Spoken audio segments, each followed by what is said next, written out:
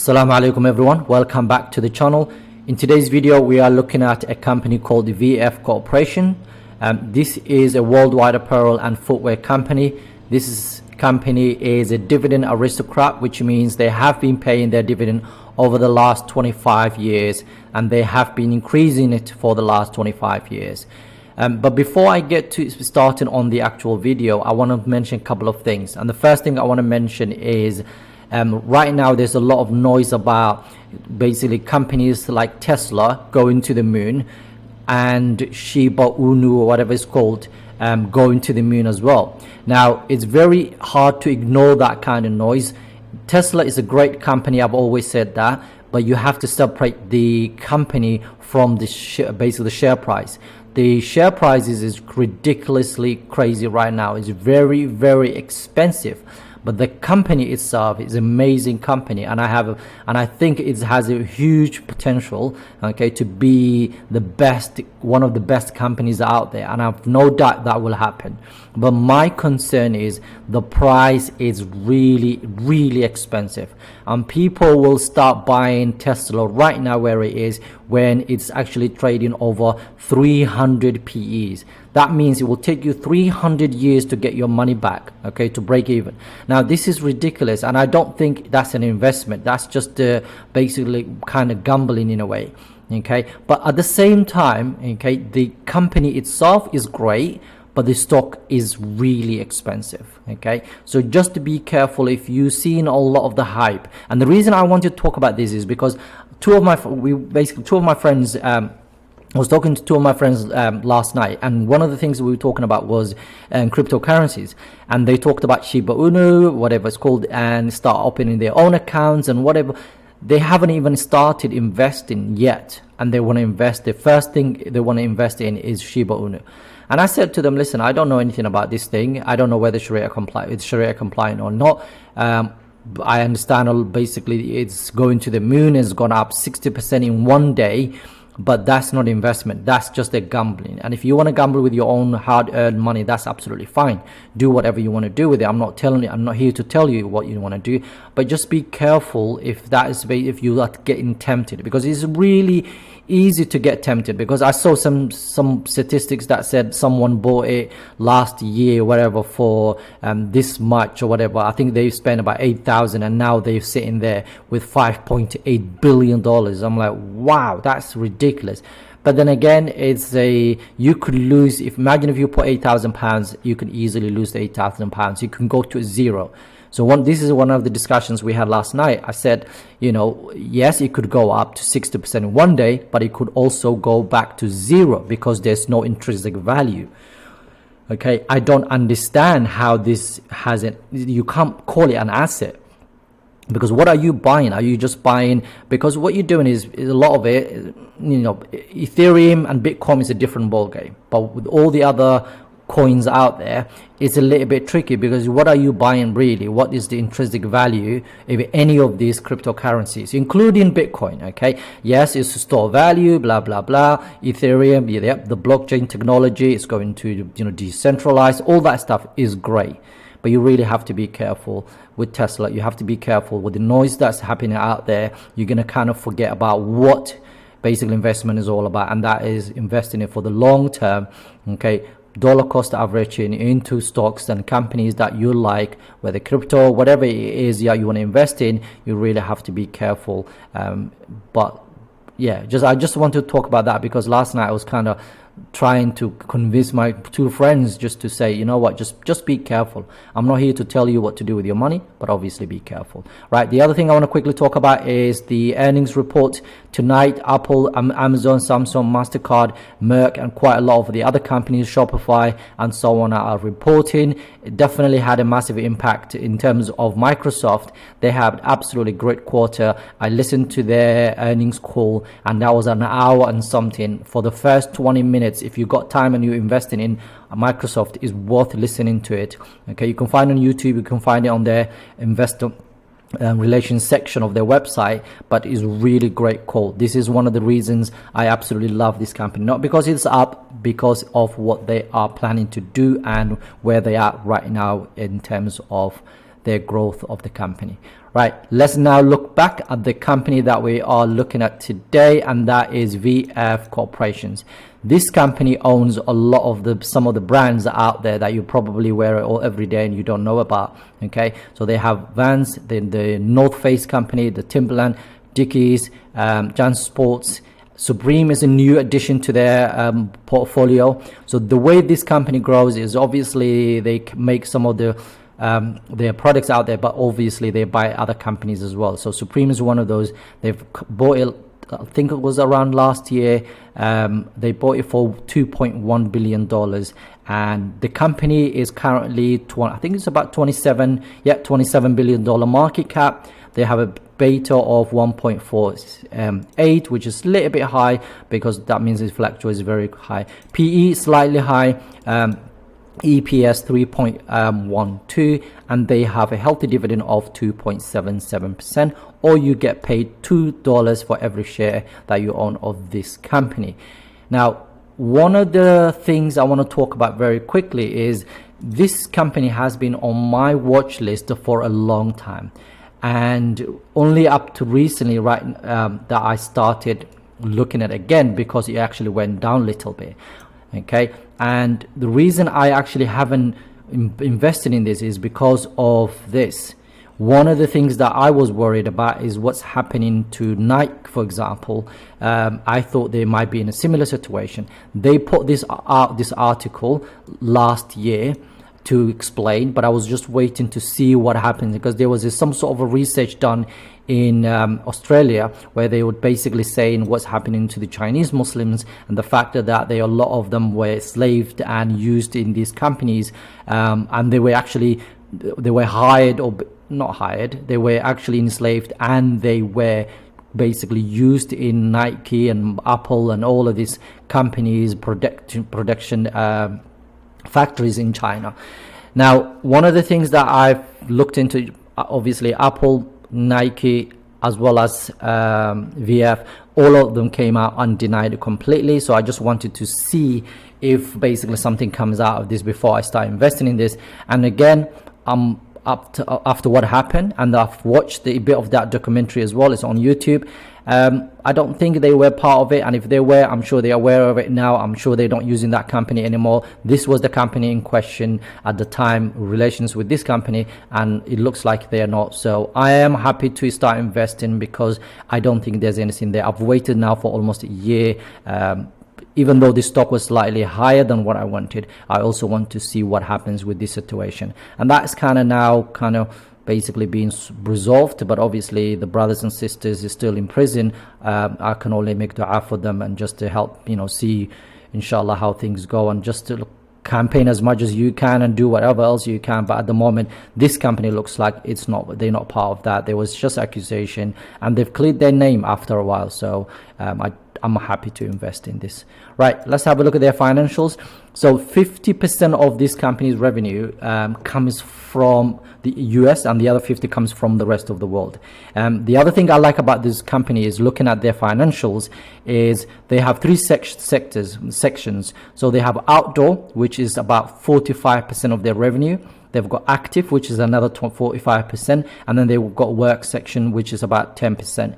Now, the three sections, as well as the vast amount of brands they own, okay, it seems is one of those companies that have got really a good moat. I know they obviously anyone can copy their kind of products, but because they have a wide variety of products that are very well known, most people, if the winter time, if you ever I've visited Norway not long ago, and everybody in Norway wears the North Face. I actually thought at the one point they owned that brand, but apparently they don't.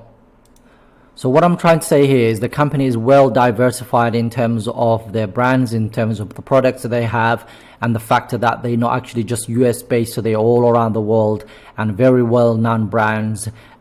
So we're going to look at their financials, see if this company is now a buy or hold or whatever it is. So we're going to start with financials first, because we want to see if this company is actually making profit. And from their revenue of the last 5 years, you're looking at about 11.8 to about 10.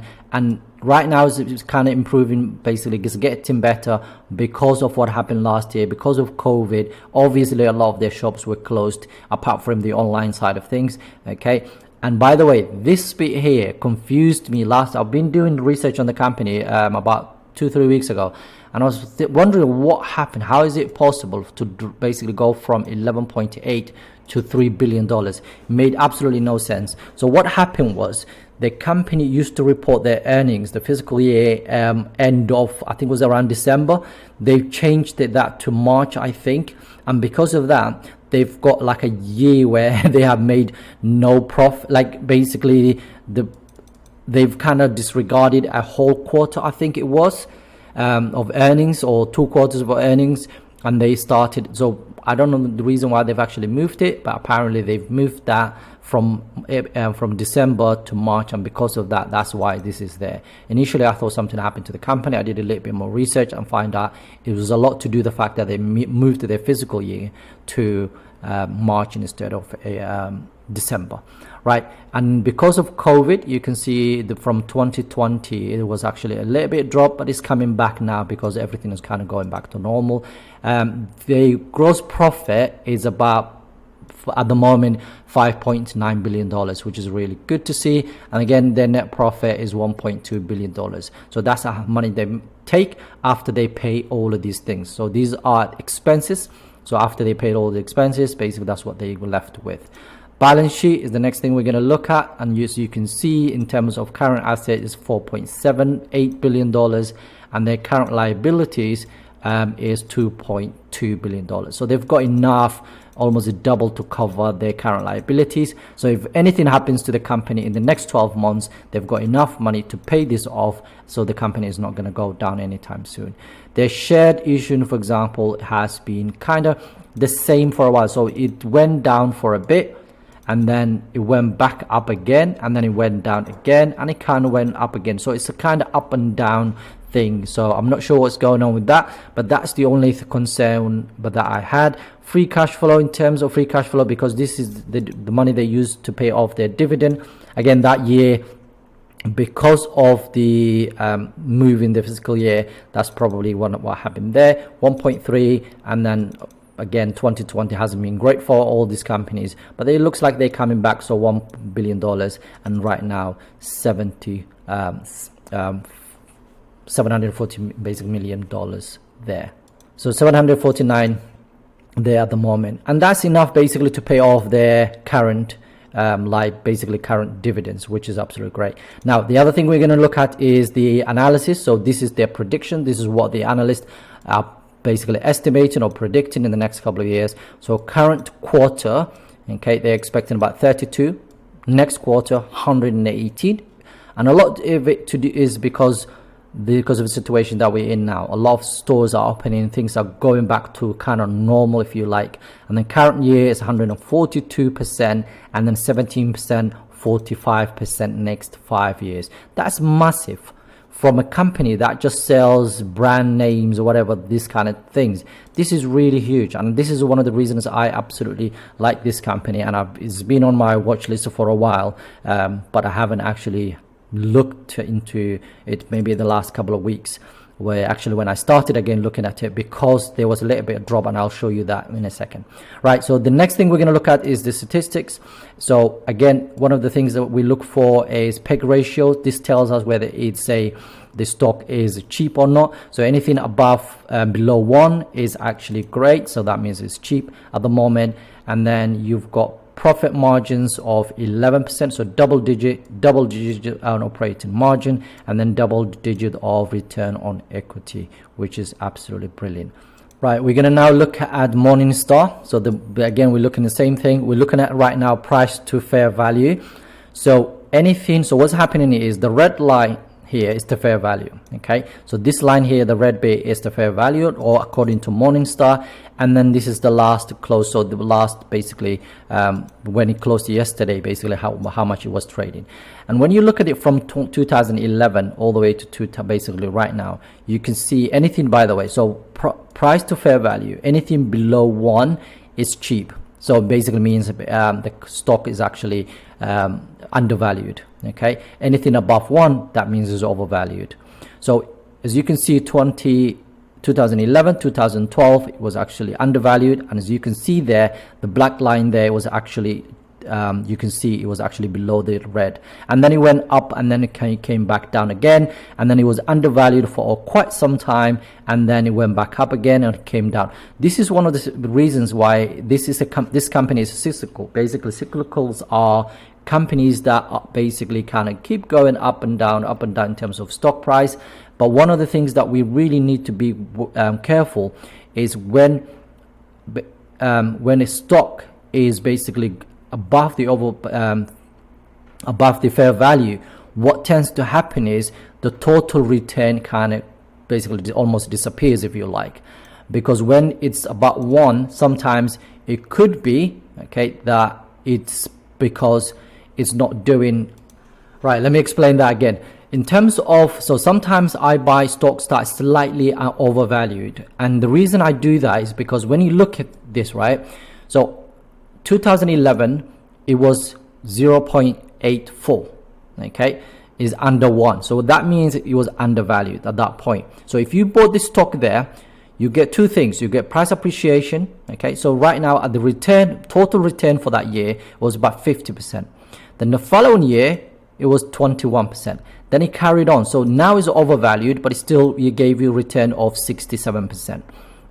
So obviously there's a correlation between the stock and the stock price, and obviously the revenue, but at the same time sometimes it can be a little bit disconnected, because right now if you look at, for example, the stock was very cheap, but obviously if there was a reason why it was cheap, because it actually had a minus 15% of total return, which is not great, is it?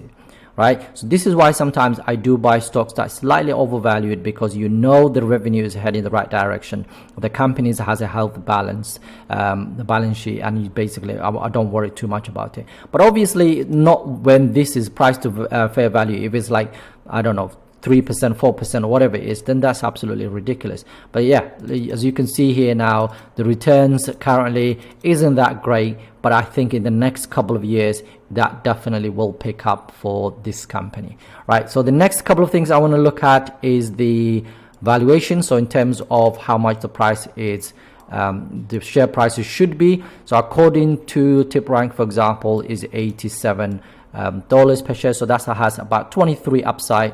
According to, let's have a look at Yahoo Finance again. So if we go to Yahoo Finance and we click summary and go all the way down, you will see that it's almost a buy hold kind of thing at the moment, and they're saying about $87 per share. And then finally, the other company that I want to show you is, if I can find it, is this, and this is actually simply Wall Street, which I haven't used in ages, but their fair value is about $94 per share. Now so what I did is I took average, because they use discount that cash flow and things like that, which is very complicated. You basically use average out, and my average right now is $75. So the reason I basically initiated a buy is for this stock is because it actually went down last couple of days, and because for that reason I think it went down almost 3%, and yesterday I think was down about 2% or so, and basically yesterday, there you go, yeah, almost 2% yesterday. Now and because of that, I started buying a little bit of this company because I want to keep an eye on it, number one. So I bought 5 shares yesterday. As you can see, it's almost down 0.5%. Not worried about the moment, so I'm gonna wait and see if it drops to maybe below maybe 68 or so. Then I'm gonna buy a bit more. I'm gonna hold this for the long term, so this is not something that I'm just gonna buy it and basically hold for a few weeks or so. I want to keep buying it because it's kind of fair valued at the moment. It's around that area. If it keeps going down, then I'm going to keep buying more, and while I wait for the stock to bounce back, I'm getting paid $2.77 per share percent of dividend.